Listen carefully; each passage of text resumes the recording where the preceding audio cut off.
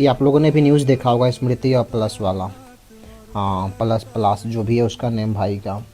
तो ये सब अचानक वेडिंग तक बात पहुंच जाने के बाद, हाँ, जो चीज़ें हो रही है, जो न्यूज़ में आ रहा है, क्या लग रहा है जो न्यूज़ में दिखाया जा रहा है वो सच है या इसके पीछे कुछ और रीज़न हो सकता है?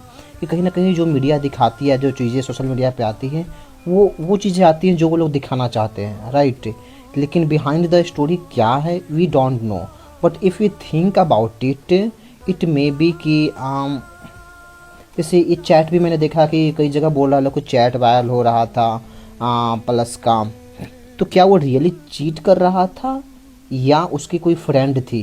क्योंकि स्मृति इतनी छोटी बच्ची तो है नहीं कि उसे कोई चीट करे वो फील ना कर पाए, राइट? तो मुझे एक चीज़ लग रही है, नज़र। नज़र के बारे में आपका क्या सोच है, क्या सोचते हो? नज़र लगती है क्योंकि जब तक आप कंफर्म ना हो, चाहे कोई भी हो, सेलिब्रिटी कोई भी हो,